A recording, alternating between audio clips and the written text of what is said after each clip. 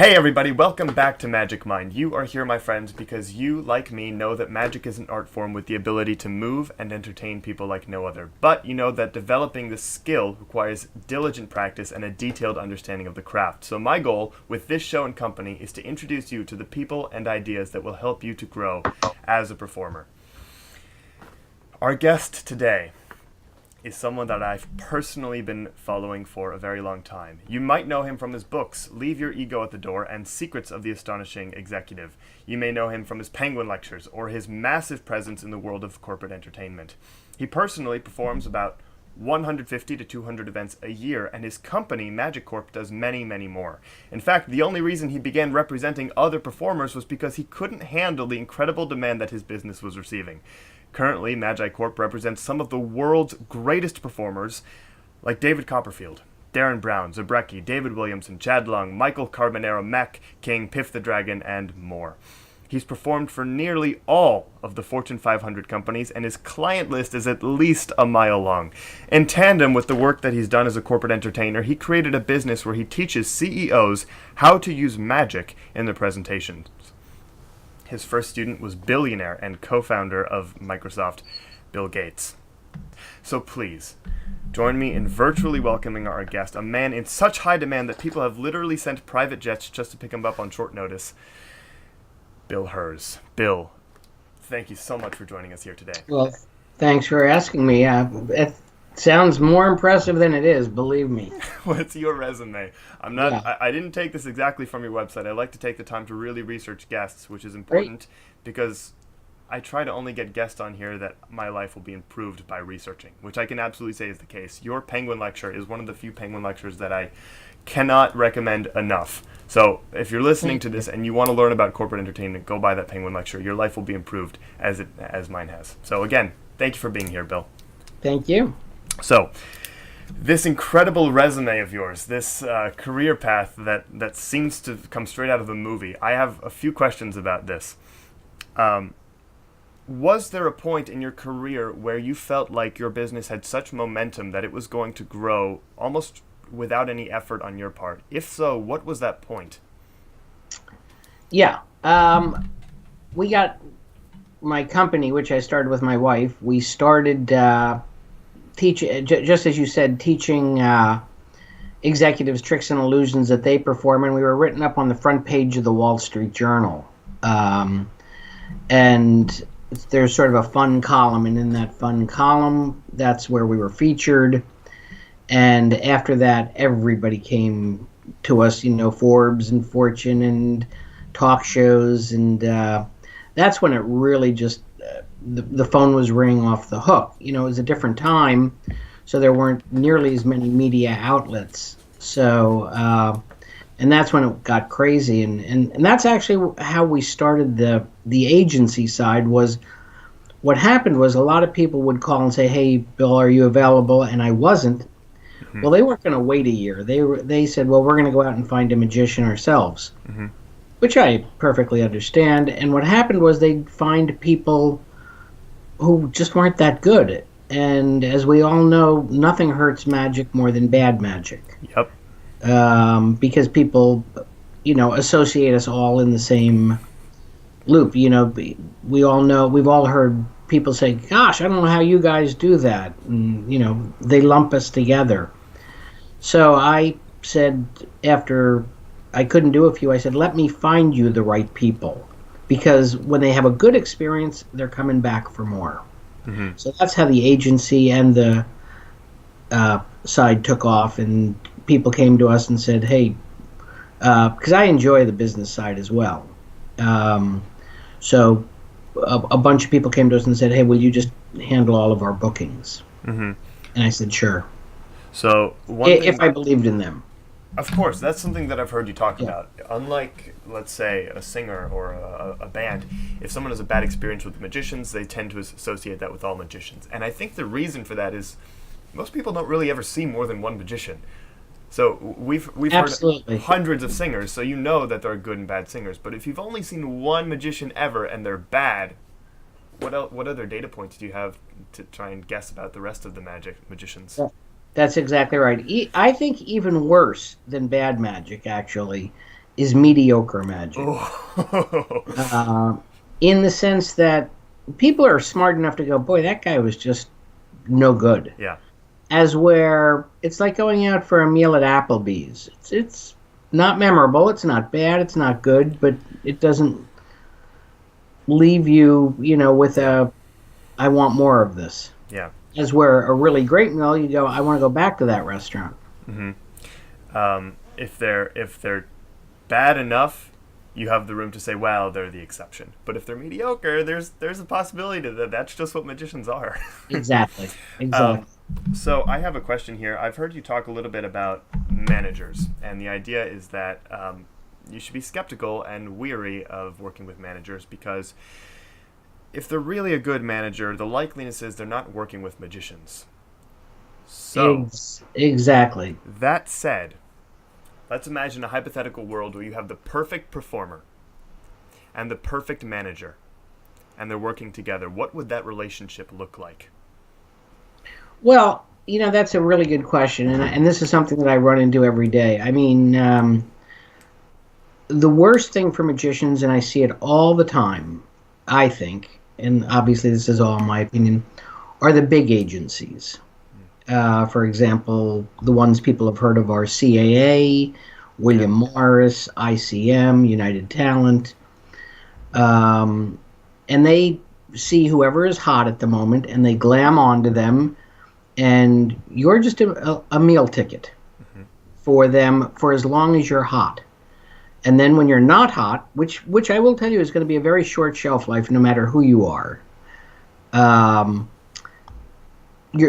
they've dropped you.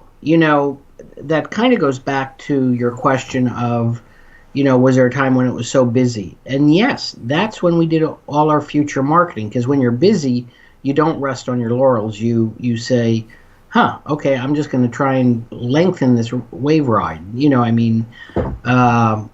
And I see people who have been on America's Got Talent, and all the calls start coming in, and they think that's going to last, and it isn't. So I'm very wary of, if they're a really good manager, just as you said, they're not interested in this. They're out selling Rod Stewart for a lot more money, and anyone who thinks that the agencies or agents or managers aren't driven by the money are wrong. I happen to be I happen to be really different because I love magic. Right.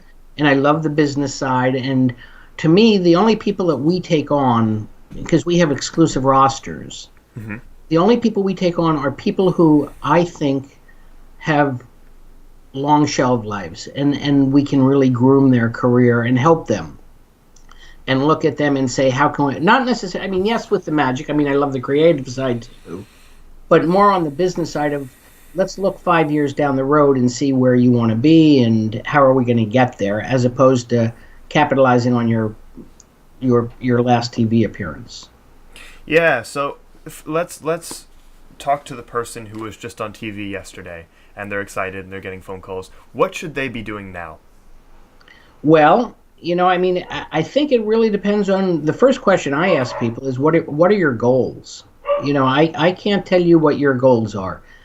Are you in this to make, I do know performers who are in it to make a lot of money. I do know people who go, I just love magic. I want to make money, but I want to be in it for the long run. Everybody's got a different goal. And I think that's the first thing you should do. In fact, before you do any TV show or anything, is you should stop to think, what do I want? What do I want out of life? Then what do I want out of magic?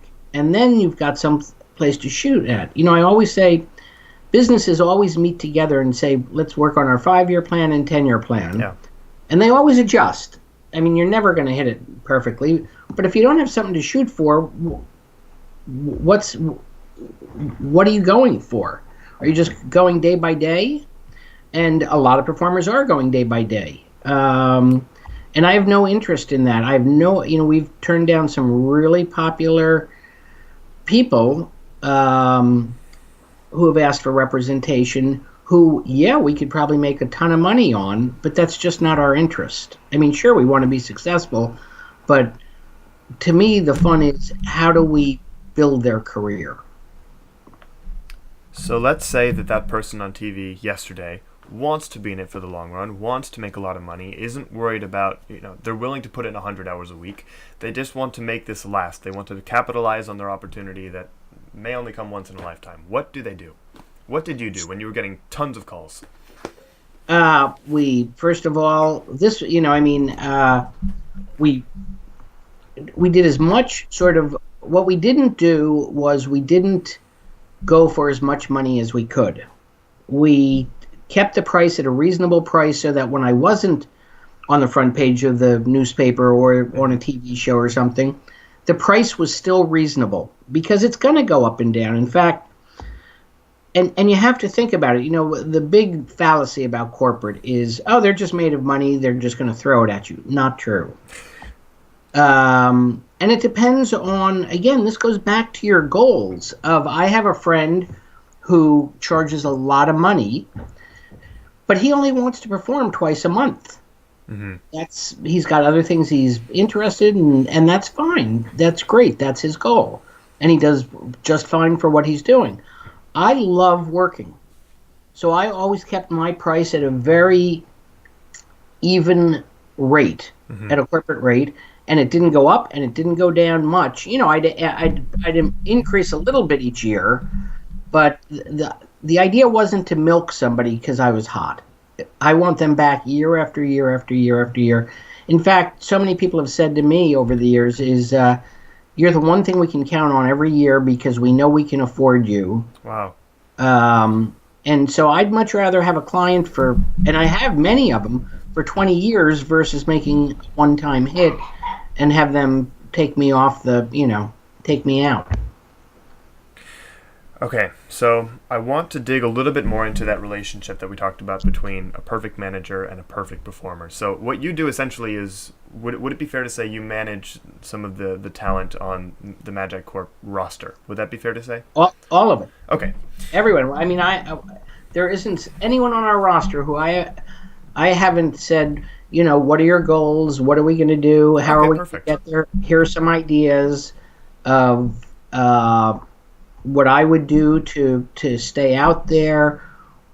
I mean, it's a constant discussion. It doesn't stop. It's always evolving. But we are looking towards the future. So what's interesting is a lot of people, especially early on, they'll be their own manager, right? They just have to take it on themselves. Right. What do you do for your performers that people starting out should do for themselves? Well, I think the first thing is hire a professional who can put together a really good media kit for you. These days, everything is based on video.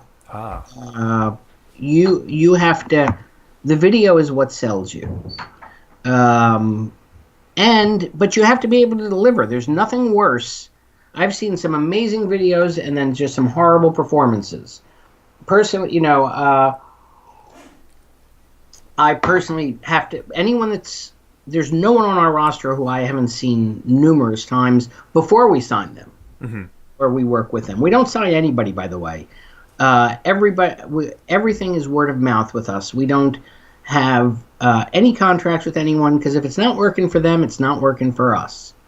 But the nice thing is, anyone we've started with is still with us from Carbonaro and Matt King, and people that we've added lately, and who have, because they become very close friends. I mean, it's much more than just we recently were working with Derek Hughes and Ben Seidman and some really great performers, and they also have to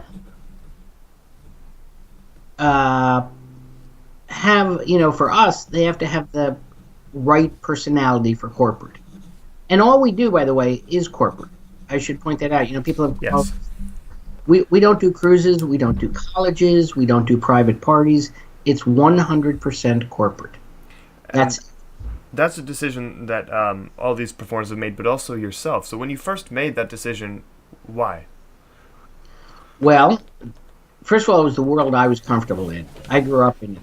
So I Okay. was, my family was a family of corporate lawyers. So everybody that was over at the house were, business people. Um, I also think it's a more sophisticated audience. Now that doesn't mean that, that's a whole thing we all hear. We all hear all the time. Oh, this is a sophisticated group. That doesn't mean that they don't want to have fun. In fact, they do want to have fun more than anybody. But you have to play the part a little bit. You have to, and again, it depends on what you're trying to do. Um, it's understanding the corporate market and what they want. The main thing is if you want the corporate market, you have to realize that you are on the bottom of the priority list of things that they've got going on. I have Yes. people call me all the time and say, hey, why haven't they made a decision? And I always say, because we are the bottom of the priority list. In terms, they've got, CEOs with egos, or they've got, 3,000 people checking into a hotel. They don't want to hear that, that flip chart that you asked for isn't on stage. You've got to learn to fend for yourself and make their life easy. One of the things I always end every phone call with every planner I work with, who I haven't worked with before, is we're going to be the easiest part of your whole program. Don't even give us a second thought, because they don't. That's not their job, and they don't want to be worrying about that. We are anyone that doesn't think that we're in the customer service business is making a big mistake. Oh yeah. So we are in the customer service business, and we happen to be selling magic. Okay. Let's turn a little bit towards performances. You've been doing this for a very long time. You have a show that may not be literally scripted, but mentally you know it line for line. You know your show inside and out. That Yes. said, how comfortable are you and the performers that you work with going off script, moments of improvisation? 100%. Okay. In fact, that's what we love. And, that brings that brings a really good question is when I have a lot of younger sort of performers say to me, what should I do? And the answer is perform as much as you can, everywhere you can, anywhere you can. Don't worry about the money. The people that other people look up to, and I look up to, who are very good friends, Matt King, David Williamson, etc., Michael Carbonaro, etc. We've all paid our dues. I used to work at a restaurant where I was doing walk around magic for years and years and years, and they would bring in bus groups, and then when I got a chance, I would do 3 minutes on stage. And David Williamson used to make sandwiches in a dinner theater. Matt King used to tour with, and do really crappy, one night comedy clubs, and we've all done it. And you have to, and when you say about going off script, the reason I think it's so important to work is to perform as much as you can. And Mac or David or myself are all good examples in the sense that I'm not thinking about the mechanics of the trick at all. I do it so often, I can listen to the audience and play off of what they're doing because I'm not worried about, oh, do I palm the card now? Or, I can do it in my sleep, as can they. Matt King is just amazing because he's done it so much that he's listening to what the people are saying versus thinking about what's next. Have you ever seen a performer get so good at their show that they start to lose the energy that comes from being in the moment? Like they just kind of sleepwalk through their show because they just know it like without Yes. thinking? Yeah. How do you combat that? Well, I think it's time to hang it up if that's the case. I mean, if you're that bored, you shouldn't be doing it. I mean, I still get one person I spent time with was Johnny Carson. And before he retired, I remember saying to him, do you get nervous? And he said, every night when I walk through the curtains, I get butterflies. And I saw him again afterwards when he was just about to retire. And I said, so I take it no more butterflies. And he goes, that's right, time to hang it up. And if you don't have that nervous energy or that excitement about going out there, something's wrong. Time to find a new job, a new profession. It means you're bored. And that happens. And we all go through little stages of, oh God, another one. Not another one, but I've done this a million times. And I mean, that might last a week or two, but you have to be smart enough to act like this is the most exciting thing you've ever done. What do you wish? Everybody runs into that, though. What do you wish you had told your younger self starting out? Don't be in a hurry. Because I know I'm in the long run. I see it's the biggest mistake I see of sort of younger guys is they're in a hurry for overnight success, as where there are people who I really like who I think are, and I can give you names probably that you haven't heard of. Yes. Yeah, I know. Of people who are doing it the right way. And then all of a sudden they're going to pop onto the scene and people are going to go, where'd this guy come from? And you're going to say, well, this guy's been doing street magic for 28 years. Or this guy's been doing one-nighters at the Holiday Inn in Des Moines, Iowa for 28 years. And all of a sudden people are going, hey, he's really good. Here's what I think is one of the most interesting things about the magic community. The magic celebrities, the people that magicians recognize, are not necessarily, I'll say the word real magician. Real magician to the extent that you're performing for actual laymen night after night after night after night. You would be one of those people that performs night after night after night. You're a real magician, and yet there's a large part of the magic community who doesn't know you because you don't market to magicians. I love hanging out with magicians who are friends. Yeah. But my job is not to impress magicians. I don't. Yeah, you're absolutely right. And I keep a very low profile. I don't, it's, to me, impressing magicians is not important. I've got my friends who I really like, and I have a lot of magic people who I like to hang out with.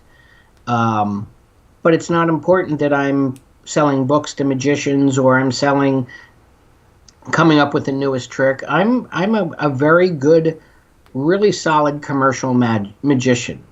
And I couldn't care less if I want to fool the layman badly, but if there's a magician who says, oh, that's a version of this I've seen before, I couldn't care less. Yep. So, I try and put my own twist on everything, and I think that's, I was talking to somebody yesterday that you've got to be able, on the back of a business card, to describe your personality. I am, and I've known this for years, when I walk on stage, the whole audience goes, hey, is that Lou from accounting? And I use that in terms of, I look the part, I play the part, and you don't have to. I mean, Matt King is the perfect, and David or any of these guys don't look that part. I do, but I use it. I'm also very short. I'm only 5'6". I purposely have my clothes tailored so they're just a little bit too big, so I look even smaller. And then when I get the biggest guy up on stage, it looks like Mutt and Jeff. I mean, these are all things I've learned over the years. I use, and that's you have to use what you have. You can't be something else. And we've all heard this a million times.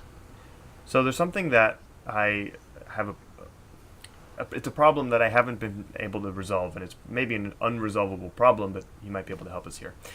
Mediocre magicians, as we know, are destructive to our community, our reputation. Yes. And yet, how do you get to be good if you're not mediocre at some point? Well, everybody is mediocre, and you're going to have bad shows. I don't care who you are. There are nights when you walk off stage and. I had one like a week and a half ago where I was like, and they came out and said, that was fantastic. And I'm thinking to myself, really? You thought that? Because I thought that was crap, but they loved it. And, you have to be realistic.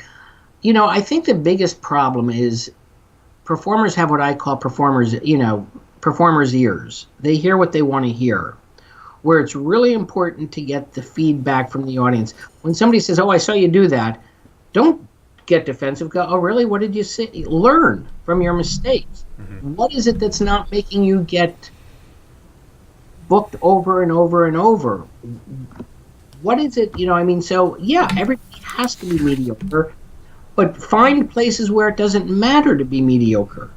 And also, don't try and put yourself in a situation that you're not comfortable in. I'll turn down shows that if I know it's not going to work, I'll be the first to say, this isn't going to work. I just had a call I'll tell you who, for Matt King. And it was for a 2,000 person reception. And they wanted to say, we want him to do his stage show. And I said, you mean it's a 5 to 7 reception type of thing where people are milling around and having drinks? And they said, yeah, and we'll stop everybody and they can watch a show. And I just said, not going to happen.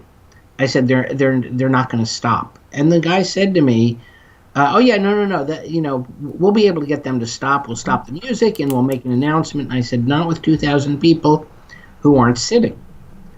And he said, you mean so you don't want to do it? And I said, that's correct. And so you've got to be able to pass on the really things that aren't going to show you in a good light. So I would say the first thing to do is put yourself in the best light. And there's nothing wrong with, as I said, work everywhere you can. If you're a close-up guy, go work restaurants. I don't care where. Do it. There's nothing like getting experience. Nothing. And that's how you learn. Does your strategy for working in the corporate environment change if someone's, let's say, a stage performer or a close-up performer? Or if they do both, do you sell one side of their business differently than the other? Well, that's a good question. No, it doesn't really change. But I don't understand why any stage performer who does close-up doesn't offer to do close-up for free. Mm-hmm. It's not going to, add time. It's not going to, and to me, it's the way you find out who's good to pick on stage later on, who's not dead, who's animated, or is going to listen, or you find out who's trying to be the life of the party, and you don't want that person on stage. So I don't understand why people don't do close-up when offered the chance.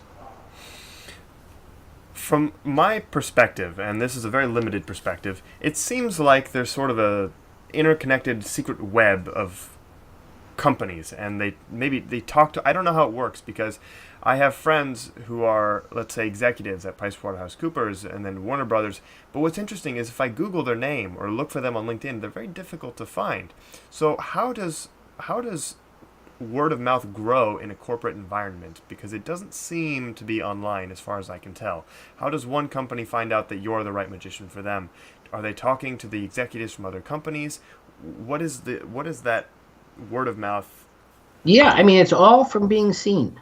We don't do any advertising. It's all from being seen, and it's from just really delivering a good product. A really fun, solid show that people are talking about for days or weeks afterwards. And, we don't do any advertising, and that's your best testament is that people are coming to you time after time after time after time.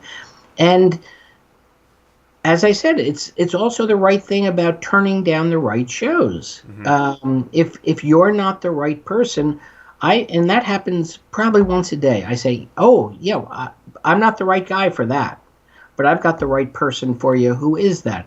I'm 60. Google does not want, 5-year-old audience. They don't want me. So I don't put myself in the mix when I'm making suggestions. I understand that. I get it. Just as, an older, more stodgy investment firm doesn't want a 25-year-old. You have to know who you fit with. So let me try and communicate my question a different way. Let's say you do a show for Apple, and within the Apple headquarters for the next week, they're buzzing about your show. Apple might hire you again the next year, but how does a company like Delta then learn about you from the show you did at Apple? Do they? Yeah, absolutely. For their client events. That's what it is. Yeah. Okay. Yeah. Yeah, that's what I want to do. You can't always be, but if I have a choice between this show and that show, one's internal and one's their clients, I'm going right for the clients. Because That's who. Yeah, that's Um, basically it.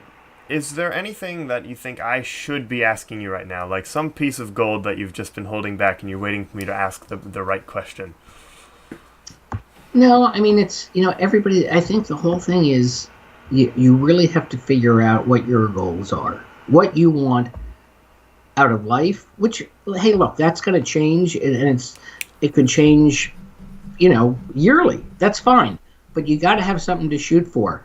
I mean, I think goals should be magically, financially, career wise. You should be thinking about things long term, unless you're not in it for long term. I know one guy who just wants to make a ton of money, and he's doing it. He's doing great, and will be doing something completely different 3 years from now, and that's fine. That's what he wants to do. Do you see And yourself? and then I see a lot of people shooting themselves in the foot because they think they're, you know, the one thing I tell everybody are the 5 stages of a career. Oh. Um, and I think that's really the most important thing. And I'll use myself in it is who's Bill Herz? Get me Bill Herz. Get me a cheaper Bill Herz. Get me a younger Bill Herz. Who's Bill Herz? That's everybody's career. And if you don't think it's you, you're making a bad mistake. So the question is, how do you elongate that period of get me Bill Herz? And that's fine. That's your career. So if you think because you've been on America's Got Talent or Penn and Teller's Fool Us or this TV show and people are talking about you, that's gonna be a very, very, very short shelf life. I mean, I've never done America's Got Talent, but people like we all have had people come up to you afterwards and go, "You should be on America's Got Talent," and I always go, "Oh, I was season 2." And they go, "Oh," yeah. And most people go, "Oh, yeah, I think I remember you from that." Oh, that is so funny. So, I mean, why fight it? Just go, "Yeah, I was." I mean, I have no interest in doing it. It would, I mean, my clients would laugh, kind of. But and it also depends on who you're. My clients aren't watching America's Got Talent. My clients are, I can't think of a. I mean, we have people who do. You get that call every now and then, and I get a ton of calls saying, "Can you get us that guy that was on America's Got Talent?" That trick he did. And my standard response is, unless I know the person, is, well, yeah, we can get him, but what are you going to do with the other 57 minutes? Because you just saw the best 3 minutes of the whole, of their whole repertoire, and you don't have NBC behind you producing, production. So it's going to be a big disappointment unless it's not really. I mean, there are people like Derek Hughes who we work with. He's been doing it for years and years and years. He did great on America's Got Talent, and it was good for him. But it's still his best advertising is his show. Derek Hughes was actually one of the first magicians I saw live. I saw him. He came to my college, and it was a really cool experience because I got to talk with him after the show, and he told me, this is sort of what I've been doing. Here's what you can do. And one thing that I've learned is that the magician community is very open to helping other magicians, and it probably goes back to the idea that when the industry does well, everyone does well. So there's no reason to not help your brothers. But for anyone who's listening right now and they don't know any magicians, I would say just reach out. I mean, what would you say, Bill, to someone who feels like they don't have the guidance that they need or the people around them to do what they want to do in the magic world? Absolutely, reach out to people that who you. Whether it be to learn certain sleight of hand. I think anybody, if you show you're serious, people are going to take you, I've had people call me up and say, I want to get into the corporate world. Can you let me know your contacts? No. Will I help you? Absolutely. In any way I can, but I'm not going to spoon feed you. You're going to have to do some work. Just like learning sleight of hand, I can show you the move, but then you're going to have to practice it, continually and continually and continually. So, Yeah, it's a very open community. I met a kid we did, for Michael Carbonaro was here the other night, and we had at a theater show, and we got a local kid to open up for him, which was really fun. And not that we're going to do it all the time, but we did. And the kid came up to me afterwards, and he was really sweet and a really good kid. And he's saying, how do I get into it? And so I'm going to meet with him next week. And Wow. I love, there are a lot of younger guys I work with, an awful lot of younger guys, who are 20 or 18 or 22. I love it. I mean, I'm passionate about magic. I mean, I love it. I want to see it do well. I don't want to see us get taken advantage of. I also don't want, I want to see it continue to grow. And I absolutely love it. Why do you love it? I just like the whole thing. I mean, I just love the process of figuring out a trick. I love the working on a trick. I love the subtleties that can change the way somebody thinks. Magic attracts a lot of oddballs. I like the oddballs in them. There's just no part of it I don't like. And I'm very lucky in the sense that I love the business side. I look at it as a big game, or as a big trick. Is a better way.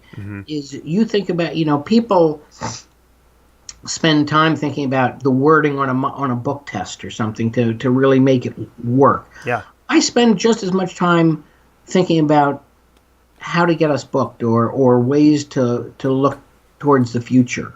And how to plant ideas in people's minds of, hey, here's something that you should be thinking about, clients. And but I think the main thing is, don't take advantage of people, and don't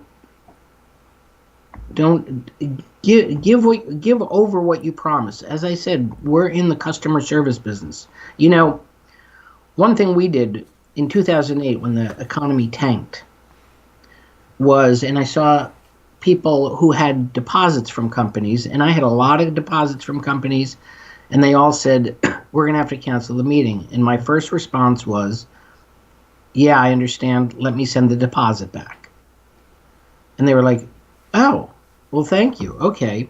And then I would get calls, and companies would say, hey, we want you to work for, and they said, we this is all we have in our budget, but we'd like you to do it. And my response was, no, I'll do it for free. Right. You pay my expenses.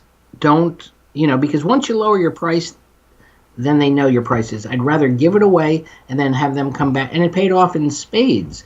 But people are like, wow, you would do that? And I was like, yeah, we're all in this together. So don't take advantage of people. And that, that's the main thing. I mean, going back to dealing with managers and agents, there isn't anyone we work with who isn't welcome to see every contract that we send out for them. There's no hidden games, nothing. They know exactly what we're charging, what they're getting paid, etc. Nothing, no hidden games, and I'm glad to share any contract. And if somebody isn't willing to, that's a red light. And the last thing is, I'd say, and I say this to everybody, is follow your gut. Your gut is always right. If you feel like this is going to be a bad situation, or this person's a cheat, and you're not, follow your gut. Your gut is usually right. Do you have a story about following your gut and it leading to something phenomenal? Does anything come to mind? All the time. I remember walking away from probably the biggest program I ever had, but it came back in spades. It was a promotion we were offered, and it was, not to get into the whole story, but there was an small advertising agency who took the promotion to a large advertising agency. And it was a humongous program for a liquor company that, it probably would have brought in, $1 million or $2 million. It was a big, big program. Wow. And the big advertising agency said, well, let's cut out the little agency that brought you in, because we'll give them a little bit. And I said, no, you can't do that. They were the ones that brought me in. And they were like, well, we don't want to pay them. And I said, well, then I'm walking. And they said, I mean, it was really tense, and I couldn't sleep at night. Wow. And I said, they said, you mean you're going to walk away from this deal? And I said, yes, I am. And they were shocked, and they lost it. And well, that little agency, the guy ended up, and I told him the story. I was a two-person shop, and I told him the story. Well, he ended up getting some big accounts. Well, guess who they came back with, you know, selling Wow. it over. That was, I remember saying to my wife, I can't sleep. Because I had a few days to think it over. You know, and when you get that pit in your stomach that something's wrong, you're usually right. There's someone I follow online. His name is Gary Vaynerchuk, and he recently created a video that the title was something like, "It's way better to be happy in a Toyota than crying in a Ferrari." And that's the same idea. Walk away from the money because you'd rather feel good about yourself and go to sleep at night and be able to look at yourself in the mirror. Absolutely. I've always joked with my kids, neither of whom are married, nor do I care. But I always said, there's always the jokes about, oh, that person's, super wealthy or whatever. And I've always said, if you marry for money, you earn every penny of it. I mean, it's that's not why you should be doing it. And that, I mean, right now, right this second, we're working for somebody I just sent the contract yesterday, on the Forbes list, very high up, and somebody said, what should we charge? And I said, we charge what we always charge. It doesn't matter who you're, because they have more money, or it shouldn't change. That has nothing to do with it. It's, here's the service I'm giving, here's the fee I'm giving, and because they have more money or less money, it shouldn't matter. 2 minutes ago, maybe more, you said something that was interesting. You look at all of business as one big magic trick, and I really liked that because I know some of the stories that you tell. From your Penguin lecture, I know some of those stories. If you look at your business today, and when I say stories, I mean you have all sorts of creative tricks that you've used in the past to get your foot in the door, to really carve a path for yourself. If you look at your business today, how much of it would you say is directly as a result of those clever techniques and tactics that you came up with when you were creating this for yourself? Well, first of all, I'm still doing them. I mean, to me, that's the fun. Okay, all right. I look at I just gave somebody an idea of something really fun to do to make sure that they've got their picture with the next president of the United States. Really easy, and I'm always thinking about, well, what's going to have shelf life? What's going to last? What are things that help you propel your business or somebody else's business? And we're always, I mean, this is that's the fun to me, just as much as figuring out the way to, do a new version of this trick or that trick, or putting my spin on a trick. I love, how do we reach so-and-so? And I've got a social marketing company that I work with who are magic related, and they get it, and we work very well together, and we throw out ideas. And how about this? I just did something, a fun trick to get to make somebody aware that we're out there without them realizing it. And it's a game. It's a fun little game. Not to say it's dishonest, but it's I'm selling, like you're selling a magic trick, or when I'm doing a whatever trick I'm doing, you have to sell it. You can't just go, well, here's the card, well, here it is. You've got to, it's a presentation. Well, I look at business the same way, as it's a presentation. So as similar as those two things may feel to you, I don't think most magicians see it that way, and I would go so far as to say I think a lot of magicians ignore the second half of show business. Why? If to you the two things are so closely connected and related, why do you think so many people are not seeing it the same way that you do? I think it scares them. They think it's more complicated than it is. It isn't complicated. It's straightforward, and I think they don't stop to think about it. I think they're so focused. You know, one of the really interesting things about our business, and I've said this to many, many people, is in all of the years that we've been doing this, not once has anybody ever called me and said, we want to hire somebody because of this trick or that trick. They're buying a feeling. They're buying an experience. Not once. I mean, and we've got, people who are doing amazing things, but that's not what they're buying. They're buying a feel. How many times you'll say, we had the most amazing magician in the world. Oh, really? What'd he do? Oh, he did that card thing where the card came out of the, came out of somewhere amazing, but it's not the trick. I mean, every now, or if it is the trick, they're always missing a few steps. Yeah, or they'll make it up. I've had people, Absolutely. He stole my watch and then it appeared on someone else's wrist. No, I didn't. Exactly. And that's, to me, again, that goes back to part of the magician's job, is to help you remember wrong. I've had people come up to me, just same thing, just what you said. But for example, I used to do a card in orange, and I had two cards signed. Yeah. And afterwards, I heard people come up and the card in the orange wasn't signed. It was a torn corner. Oh. But I had people come up to me a day later and go, I heard about the trick where somebody signed a card, vanished, and then their signed card was in the orange. Well, yes, because I want to help muddle that situation. Yes, and you saw me on season 2 of America's Got Talent. Exactly. Exactly.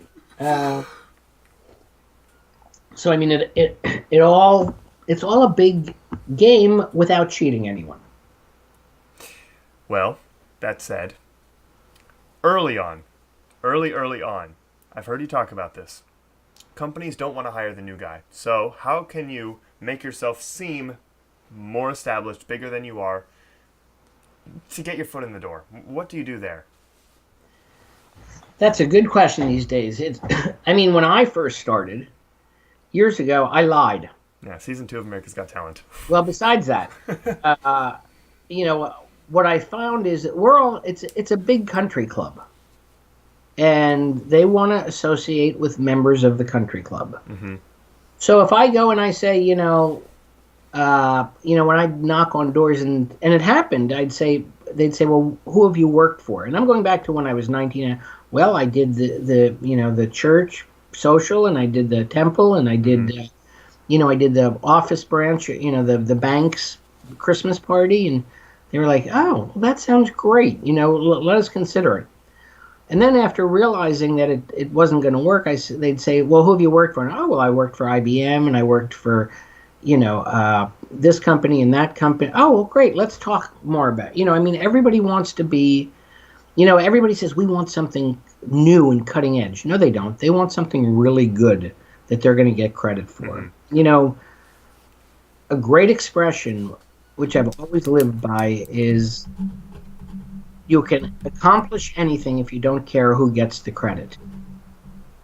The other night, 2 nights ago, I was doing an event, and everybody was coming up to me afterwards. Well, I made sure I was standing next to the meeting planner who hired me, and everybody was coming up to me going, you were fantastic. And I go, oh, well, don't thank me, thank her. She's the one who came up with the idea. Well, give the credit to other people. Don't sit there and go, oh, thank you. That was, Mm-hmm. Everybody's now going up to her going, man, nice find. Thank you so much. What a fun night. Make them the hero. Don't worry about yourself. Do you think you can build that into your show, somehow in your show, giving I credit? do. Okay. I'm sorry if I just made you tip more than you wanted to. No, there's a million things that, you learn this stuff. I'll give you a tip about, here's a very simple tip. You said, how do you make yourself bigger than you are? It's I've got a million of these little things, but here's a very simple one. Just going back to what I just said about you want to belong, everybody wants to belong to the same country club. Yeah. How do you show them you're in that country club when you're not? Well, here's a really easy way. If you're videoing a show, and I've said this to a bunch of people who have used this, say I am so bad with names when you get a few people on stage. Your name is Christoph? Okay, and I write it on a hello badge, and I stick it on them, and I stick it so the panel that's on stage now have 5 names. I remember their names, but if I'm videoing it, now it looks like a corporate event when it isn't, because everybody's got badges on corporate events. Have you ever seen the video of Chris Angel performing for what they claim to be Obama? And it's not Obama, but it's someone who looks vaguely like Obama. No. It's so funny. It's just Chris Angel saying, "Thank you very much, sir." And you can clearly tell it's not Obama if you look at it for 5 seconds, but it's just a really funny idea. Like, Yeah. just hire a stunt double. Well, I mean, that's a little the same. I mean, yeah. Look, if it works, it works. And Everyone's got a comfort zone. as long as you deliver, you deliver. That's the bottom line. There was another guy who he rented a studio and made it look like Ellen's studio, and then hired someone who looked like Ellen to sit in the chair where Ellen would be sitting, and he made it seem as though he was being interviewed by Ellen. And it was the craziest thing. It was actually relatively well done, but it's just like, wow. I didn't know Yeah, it was... that costs a lot of money. I think there are other ways I'd spend that money. Yeah. That's for sure. I'm not proposing these as strategies, but no, they're still No, fun I'm not ideas. either. But I'm, I mean, the bottom line is, do you do a great show? If you do a great show, they're coming back time after time after time. I mean, I've got contracts for one company 4 years into the future because they want me every year because they're comfortable with me. Wow. So with that, I mean, do you do the same show every year? Yes, because the audience changes. It's an incentive trip. Hmm. But I'm always changing it up because otherwise I get bored. But we have certain companies who we're on retainer with who say, we're going to do 20 events a year with you. We know you can't make them all, but we know we want you to send us. They call us because they trust us. We've earned their trust over the years. So I have an event coming up where I can't make it, and I called the CEO, who I happen to know. I said, I can't make it, but here's who you should have. And he said, okay, great, just send me a contract. Didn't ask for a video, didn't ask for anything. Wow. But the person I'm sending is fantastic, and I know is going to do a great job. And, people are so worried about the competitiveness in the sense that they say, well, what if if I recommend somebody else and they like them better, that doesn't happen. Don't worry about it. If you can't make it, recommend somebody who's going to do a great job, as good as you or better. Which I know seems contrary, but it'll come back. This is what I meant by don't be in such a hurry. This is Are you playing the long game or the short game? If you're the short game, none of what I'm saying makes any sense. If you're playing the long game, you really have to think long term. Do you have any short game strategies? Not really, because I'm not interested in the short. And anyway, any short game strategy should lead to a long game strategy. So, I'm in this for the I hope barring unforeseeable circumstances, I'm in this for, I love doing this, and this is fun, and I love talking with all the people that we work with, and I talk with, Carbonaro and I, after a show the other night, went out for, 3 hours afterwards just to talk future. We do this and I do this with everybody. And I really enjoy doing it and thinking about, well, how are we going to get here, and what's the next step, and will this help, and things that everybody says, oh, this is going to make your career, isn't going to make you, it all depends on what you want. When you work with these corporate, I have a few questions now about the corporate relationship. Who is it generally on the other side that you work with? That's the $1 million question. Okay, all right. Then. It changes with every company. Oh. If it was, I've heard a million people go to me, oh, I just got booked at MPI, which is Meeting Planners International. And I'm like, oh, great. It's going to be a waste of time. Because you think, well, just because they're meeting planners, some, out of that handful, out of that 1,500 person audience, 90% of them are writing down the name of the hotel to take back to the boss to figure out, sometimes it's the director of sales, sometimes it's the director of marketing, sometimes it's communications, sometimes it's the CEO. It's just every single company. Then you'll get an executive who goes, I like that guy, get him for our meeting. There is no one path. There's a million paths.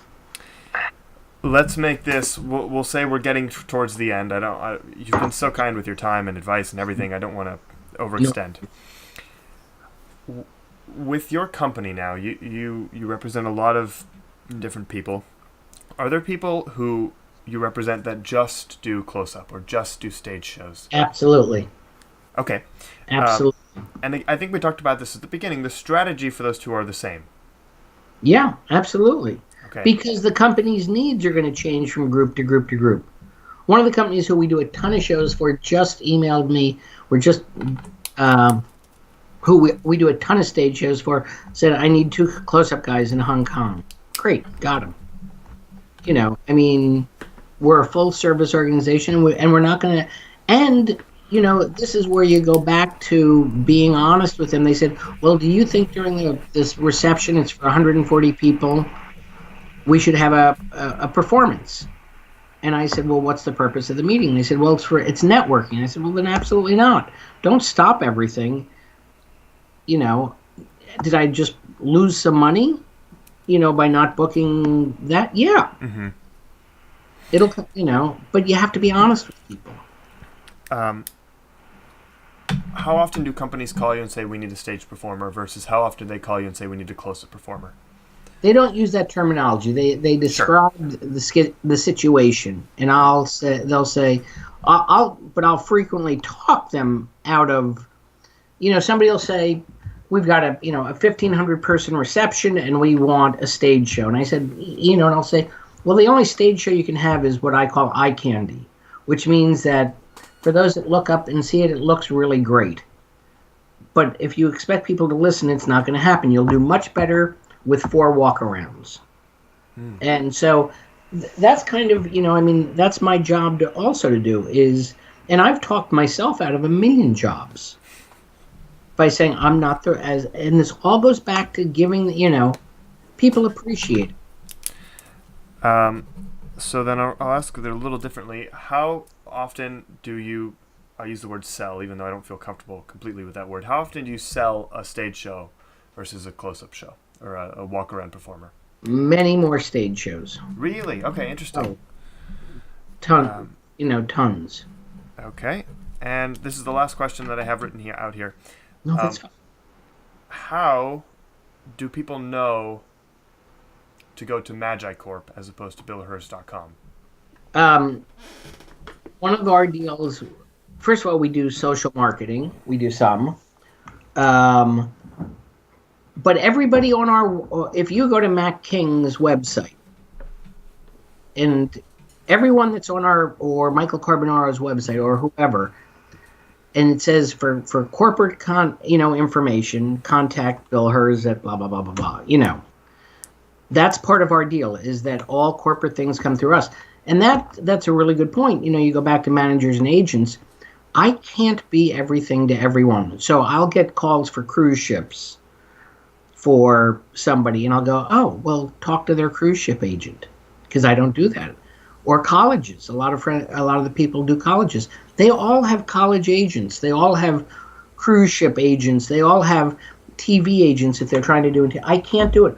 All we do is corporate, and we do some theaters. We can book theaters too, but that's it. I don't know. I don't want to get into the college market. I never have. We've just stayed the course with corporate, and that's all we're going to do, and that's where we're staying. Wow. I'm not sure where to take this exactly from here. I'll give you the floor. Is there anything that you think people should hear, should know, that maybe they haven't gotten already out of the interview? Is there anything that let's leave it there. Is there anything that you'd like to say? No. I mean, it's all about do a great show, be honest, be fair, and don't A lot of people, I can't believe how many people go, oh, they got so much money. Here's what we should charge. Your fee should be your fee.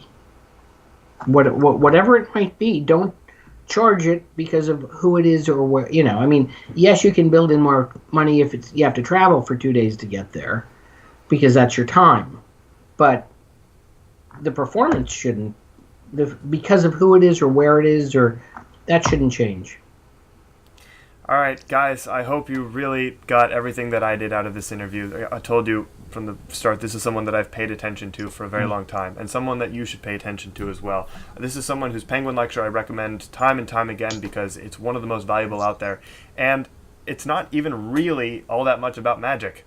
That's kind of the punchline to all of this. The thing that makes you so extraordinary almost has nothing to do with magic, even though you think of business as a magic trick. I sure do. It's been amazing, and I hope again that you got everything out of this interview that I did. Bill Herz, thank you so much for coming on here. My pleasure. Have fun and get out there and work. Simple as that. Just do it.